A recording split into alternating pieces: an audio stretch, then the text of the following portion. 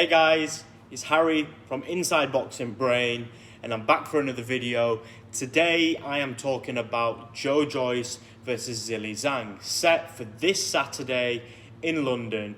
Two heavyweights, both Olympic silver medalists, are going to clash in the ring to see who is the best. Now before I get into this breakdown and reaction to what I think is going to play out, I want you to subscribe to my channel.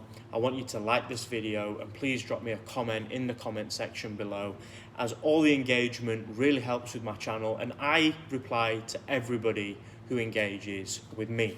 So the fight is on for Saturday night and today the weigh-in is actually going to happen. So I'm really interested to see what both men look like on the scales. In my opinion, I think that Joe Joyce actually looks quite slim in comparison to his last fight where he looked quite bulked up against Joseph Parker. So my initial thought is that he's coming in with speed, agility on his mind. He wants to be able to maneuver and get out of the way of Zhilei's big shots, or Big Bang China's big shots. So it was really interesting to see them go head to head or face off at the press conference, because you could see that neither man was afraid. None of them had any nerves. There was no nervous energy or twitches. Usually somebody might just, constantly sort of fix themselves, where both men looked super relaxed. It could be down to the fact that Zang doesn't speak English very well, so he doesn't have a clue what people are saying. But generally you can tell nerves from body language, and there were no telltale signs to say or suggest that he was nervous in his presence. Now, breaking down the fight, both men are very similar in age. Joe Joyce is 37, Zhang is 39, but the experience actually sits on the side of Zhang, who turned professional in 2014 in comparison to Joe Joyce, who only turned professional in 2017.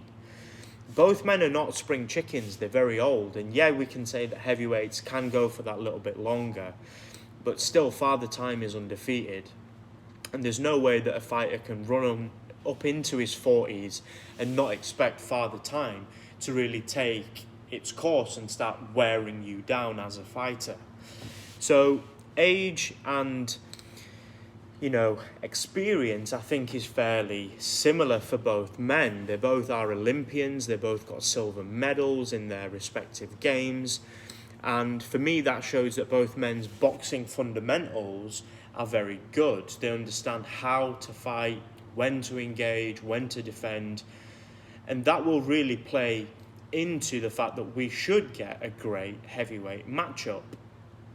Zhang is a southpaw, Joe Joyce is an orthodox.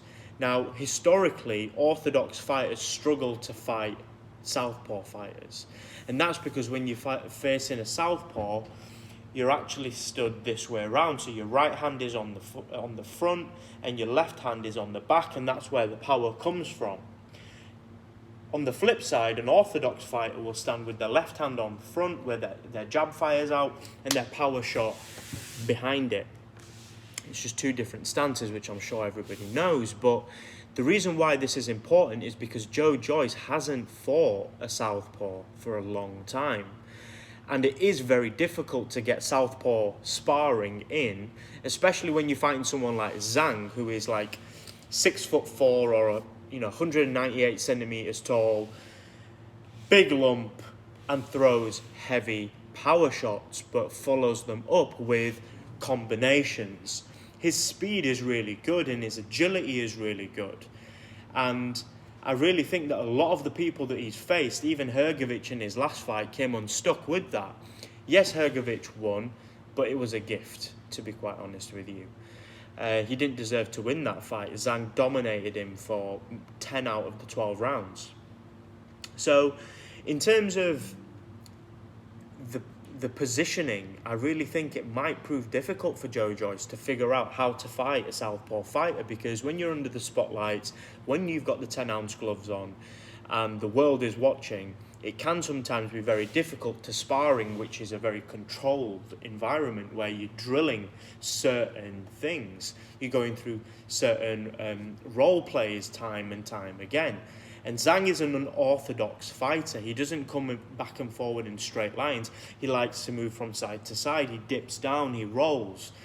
And I really feel that he's not a backwards fighter. He never really takes a step back. As a big man, he likes to come forward, and he likes to impose himself on his opponent by hitting him with the jab, and then following up with that left hand, and then with the left hook behind it. The right hook is a real big knockout punch for him. I was watching some of his highlights. He's knocked out a lot of people. The guy has got power in both hands, and he's a mover. He is coming off a loss, and that will give him either motivation or it will make him feel like disheartened and he will be unmotivated. It could swing both ways. Joe Joyce is coming off a string of victories. He was last in a brutal fight, a brutal knockout against Joseph Parker, and that went the way we all expected it. Joe Joyce was too big, too powerful, and the Juggernaut's speed, accuracy, power, and will to win just beat the New Zealander, the Kiwi, into the ground. So that's a bit of a high level in terms of who these fighters are and what they bring to the table. Now, in terms of my official prediction for the fight, I actually think that this may not go in Joe Joyce's favour. And the reason is because Joe Joyce isn't accustomed to fighting big men. And usually he'll be matched up against smaller opponents. And yes, I'm not taking anything away from Joe. Joe is a great British boxer, and I want him to win. I will him to win. But I think he may come unstuck with the southpaw positioning and the fact that Zhang throws combination punches and is very quick. There is always a puncher's chance, and I'm not saying that Joe Joyce has only a puncher's chance. Joe Joyce has got a great jab, and he spears that jab out time and time again, and it always seems to find the target, even though Joe Joyce isn't known for being a very fast fighter. He doesn't have fast hands, but what he is an engine that doesn't stop. He keeps chugging along, keeps plodding along at a consistent pace, and he just wears people down because they can't deal with just how able he is to maintain that pace and impose himself on his opponents. But I do feel that this could potentially be a banana skin for Joe Joyce, and I hope it's not, because it'd be great to see Joe move forward and get a title shot against one of the belt holders. But I feel like Zhang's ability to move in and out and land combination punches, coupled with the fact that he hits hard, might be able to actually put a dent in Joe Joyce for the first time ever. Joe's got a granite chin, but one thing that makes me think that his punch resistance is dwindling is that he does stumble over his words a bit, and I don't know if the telltale signs are there. I don't want to preempt it, but he looks like he is getting a little bit punch drunk, where he can't string a sentence together properly. He's a gentleman. He's such a nice guy. I'm just observing this as a fan and saying that he isn't the greatest of talkers. Now, is that because he's been punched in the head hard a few too many times, or just because he's not media trained? I wouldn't like to make a judgment, but if I was going to bank on one thing, I would say that he eats way too many punches in his fights, and he's way too easy to hit. His defense is not the best. He's open to getting hit. He eats right hands all day long, and it's just a matter of time before he gets in there with somebody who can really hit and knock you out. And that person, for example, could be Deontay Wilder, or in this case, Zhilei Zhang, might be able to detonate a bomb on Joe Joyce's chin, which sends him to the canvas. And if that does happen, how do we know, or can we predict how he will react? Because he's never been down before. And you can only really judge a fighter on their fighting spirit once he's been down and got back up and won a fight, similar to Tyson Fury against Deontay Wilder. So it could be a close fight. In my prediction, I think that the fight will go to the latter half, 6 to 8 rounds, even maybe 9 or 10. And what may happen is that Joe Joyce will realise that he can't land combination punches on Zhang, because Zhang is fast for a big man. And what he may find is that Zhilei Zhang is able to land combination punches, quick combination punches on Joe Joyce, which frustrates him, leaves him open for a big shot, and he may get caught and sent to the canvas. So my official prediction for this fight is that Joe Joyce is going to lose, either on points or via 10th round stoppage. I hope I'm wrong.